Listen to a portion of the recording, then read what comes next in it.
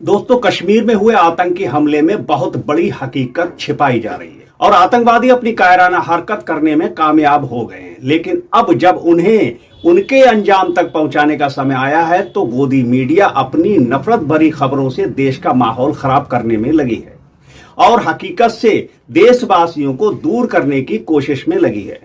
दोस्तों, पूरा देश पहलगाम की घटना से आहत है।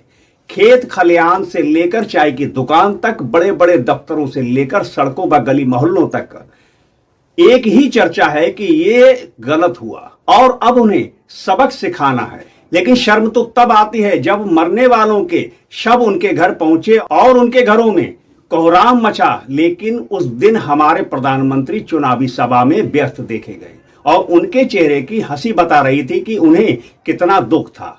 इस तस्वीर को देखकर आपको लग रहा है कि इन्हें इस हमले से कोई फर्क पड़ा है। इनके चेहरे पर कोई दुख, कोई पीड़ा दिखाई नहीं दे रही। और इतना ही नहीं, भाजपा के कुछ कार्यकर्ता पहलगाम में मारे गए लोगों को श्रद्धांजलि देने के लिए इकट्ठा हुए। जरा देखिए कि किस प्रकार श्रद्धांजलि दी जा रही है। सबके सब बेशर्मों की तरह हंस रहे हैं।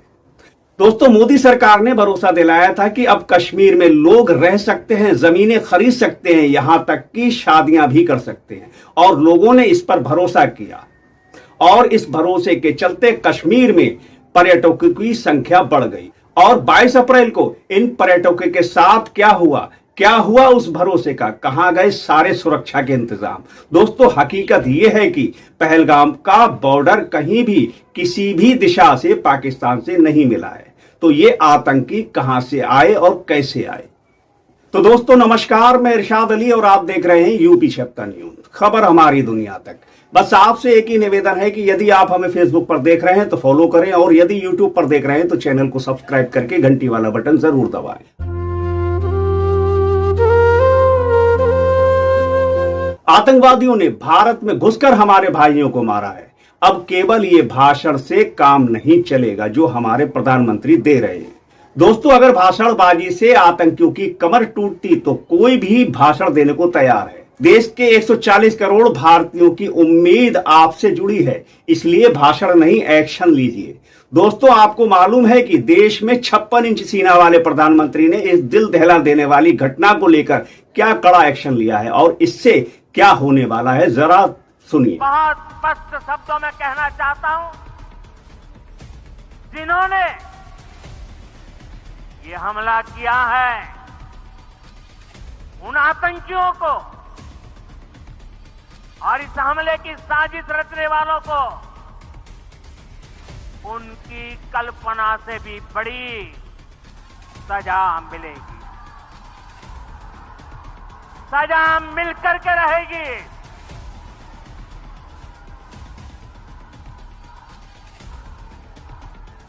अब आतंकियों की बची खुची जमीन को भी मिट्टी में मिलाने का समय आ गया है। 140 करोड़ भारतीयों की इच्छा शक्ति अब आतंकी आकाओं की कमर तोड़ कर रहेगी। देश की मोदी सरकार ने आतंकवाद पर कड़ा प्रहार करते हुए पहला काम किया है कि पाकिस्तान के सरकारी एक्स अकाउंट को बैन कर दिया है। अब जरा सोचिए, एक्स अकाउंट यानी ट्विटर को बैन करने से क्या फर्क पड़ने वाला है। दूसरा बड़ा काम किया है कि सिंधु नदी का पानी रोक दिया है। क्या आतंकवादी पानी में रहते हैं जो बिना पानी के मर जाएंगे? और पानी रोकना इतना आसान है कि टोटी बंद कर दी और पानी रुक गया। पानी रोकने का क्या इंतजाम है, जरा इस पर सोचिए। और तीसरा बड़ा काम किया है, जो पाकिस्तानी वीजा लेकर भारत आए थे उनको 2 दिन में भारत छोड़ने के लिए कहा गया है। अब जरा सोचने वाली बात यह है कि क्या आतंकवादी वीजा लेकर भारत आते हैं? और चौथा सबसे बड़ा काम यह किया है कि अटारी वाघा बॉर्डर बंद कर दिया है। अब जरा बताइए कि इससे आतंकवादियों की कमर कैसे टूटेगी। और पांचवा बड़ा काम मोदी जी ने यह किया है कि उच्चायोग में रक्षा सेवा दल खत्म कर दिया है और ये संख्या 55 से घटाकर 30 कर दी है। और छठा और सबसे बड़ा काम ये किया है कि सर्वदलीय बैठक बुला ली और खुद बिहार की चुनावी सभा करने चले गए। क्या ऐसे ही टूटेगी आतंकवादियों की कमर? जी हां, मोदी जी ने आतंकवाद की कमर तोड़ने के लिए ये सख्त कदम उठाए हैं। साथ ही एक और बड़ा काम किया है कि अंग्रेजी में भाषण भी दिया है। Today, from the soil of Bihar, I say to the whole world, India will identify, track and punish every terrorist. दोस्तों, शर्म की बात तो यह है कि जो भाषण उन्हें सर्वदलीय बैठक में देना चाहिए था वो उन्होंने चुनावी सभा में, जबकि 2014 से पहले नरेंद्र मोदी जी खुद प्रधानमंत्री से ये कहते हुए पाए गए। तो आतंकवादी है, ये नक्सलवादी है, उनके पास शस्त्र और बारूद कहां से आता है?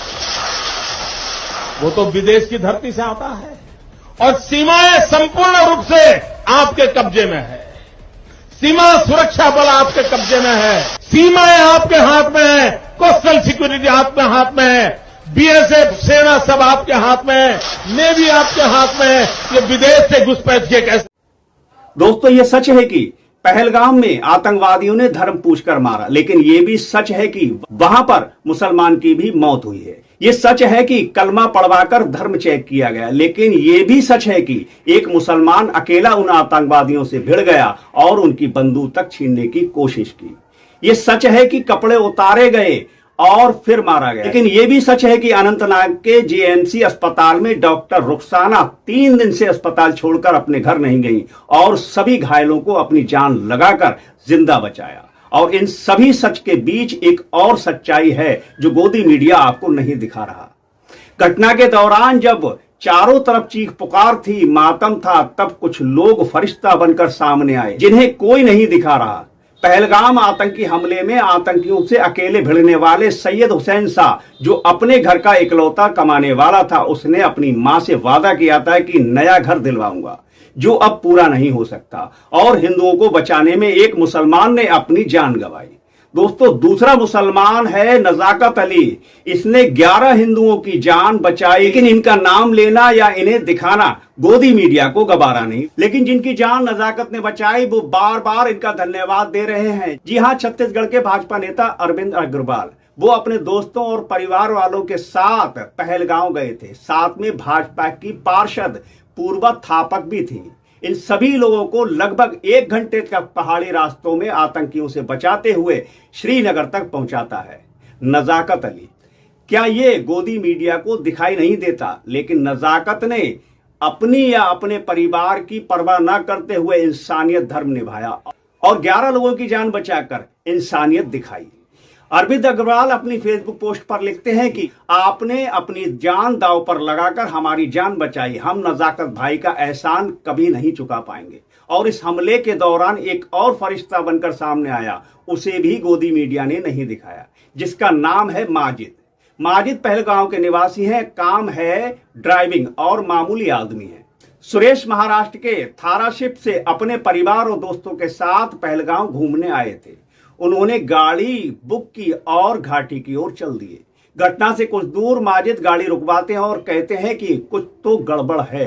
वापस जाते समय उन्होंने एम्बुलेंस जाती देखी जिसमें कुछ घायल थे और जिसके बाद वह होटल पहुंचे और माजिद ने उन घबराए हुए लोगों से पूछा, आप लोगों को अगर डर लग रहा है तो आप लोग मेरे साथ मेरे घर चलें।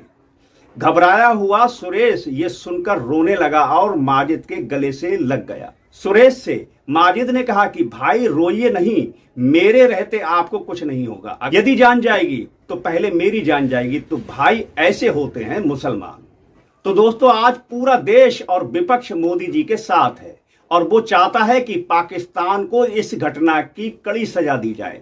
जैसे स्वर्गीय प्रधानमंत्री इंदिरा गांधी ने पाकिस्तान के 2 टुकड़े कर दिए थे, नरेंद्र मोदी भी पाकिस्तान के 2 टुकड़े कर दें। अब देखना यह है कि क्या दुनिया में डंका बजाने वाले, विश्व गुरु कहलाने वाले पुलवामा की घटना की तरह मामले को रफा दफा कर देंगे या फिर भारतवासियों को दिखाएंगे कि उनका सीना 56 इंच का है।